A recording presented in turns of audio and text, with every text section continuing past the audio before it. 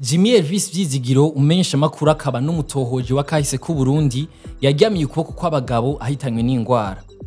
Hari mu bucagucagu bwo kuri uno wa kane 21 ntwarante 2024. Jimmy Elvis Vyizigiro yarasanzwe aserukira imbere y'amategeko ikinyamakuru imbere n'inzu y'iyandikiro ry'ibitabo gusoma. Yarasanzwe kandi akorera ikigo La Benevolencia gishigikira iterambere ry'umwuga wo kumenyesha makuru mu karere k'ibyaga binini. Nk'uko twari twabibabwiye ejo hahise, ubuyobozi bukuru mu bushikiranganje bw'indero bwaramenyesheje ko abanyeshuri bahejeje amashuri yisumbuye n'aya kaminuza impapuro z'umutsindo diplome canke certificat zitangwa incuro imwe gusa. Ivyo biri mu itangazo bwasohoye kuri uyu wa 18 ntwarante 2024.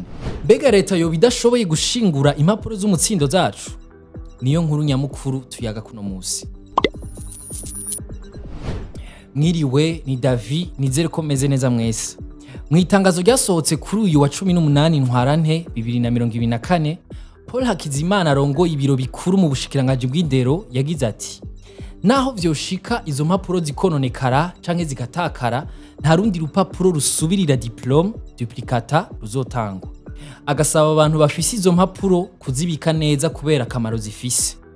Ati nizo zemeza ko wahejeje amashuri y'abayisumbuye canke ya kaminuza. Iyi ngingo ntiyakiriwe neza n'abakoresha imbuga hwaniro. Umwati, umuriro, ubusuma, imyuzurira, ivyo vyose ni ibintu bishobora guhitana canke konona impapuro z'umutsindo. Uwundi nawe akibaza nimba ubushikiranganje nabwo nyene atabuhinga bufise bwo kuzibika, abandi bo boshobora kuzibika gute ngo ntizigire ikibazo. Hari ukoresha urubuga rwa X avuga ko adatahura ukuntu ishuri yizeko yoba ari kibitse vyangombwa vyose biranga abanyeshuri bagizeko kuva ari gishingwa mu myaka ya za 50, ariko ubushikiranganje bukananirwa no gushingura impamya bushobozi z'abanyeshuri.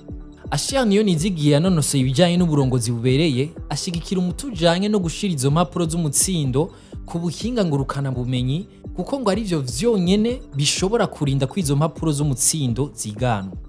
Aho hose ubushikiranganje bw'indero bukaba ataco burashikiriza, kuko hari habamaze kuzitakaza canke zigahura n'ibibazo bari mu madidane y'ingene bizoca bigenda. Kubijanye no kuronka impapuro z'umutsindo kubahejeje kaminuza vyari bisanzwe birimwo ingorane. Nko muri kaminuza y'u Burundi, abanyeshuri batari bake bavuga ko bateba kuronswa izo mpapuro iyo bahejeje amashuri. Ngo hari n'igihe bamara imyaka 4 batarazironswa. Ubushikiranganje bwo buvuga ko ico kibazo kitava kuri bwo, ngo ahubwo gitumwa n'abanyeshuri baba bafise amadosiye adakwiye. Ni nk'uko hari igihe ubuyobozi bwa kaminuza buteba gutuma ko mugujeje kwemeza izo mpapuro mu bushikiranganje bw'indero. Felicien Niyonzima yanonoseye ivyo gushingura ku buhinga bwa none, yabwiye ikinyamakuru iwacu ko indongozi zo mu Burundi zikiri inyuma mu bijanye no gutahura aho isi igeze mu gushingura vyangombwa. Muri Mukakaro mu 2018, Leta y'u Burundi yashizeho itegeko rigenga ibijanye no gutororokanya, gushingura no kubika inyandiko mu Burundi.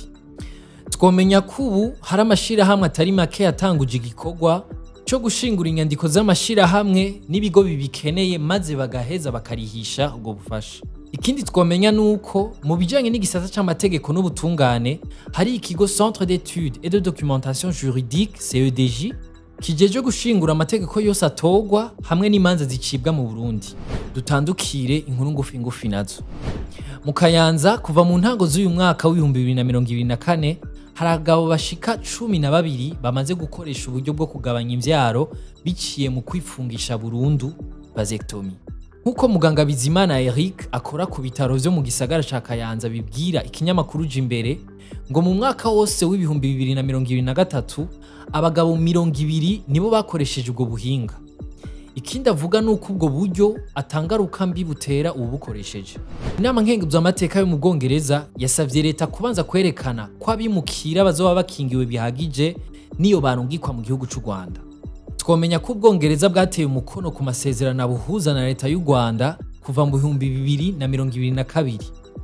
Bashaka ko abimukira bose binjiye mu Bwongereza kuva mu 2022 borungikwa mu Rwanda. Ikinyamakuru BBC giti ni mu ntumbero yo gutuma habaho kudebukirwa ko abashaka kwinjira mu Bwongereza baciye mu binywabi. Mwakoze kudukurikirana, aya makuru muyasanga ku mbuga zacu ahanje zosubirejo.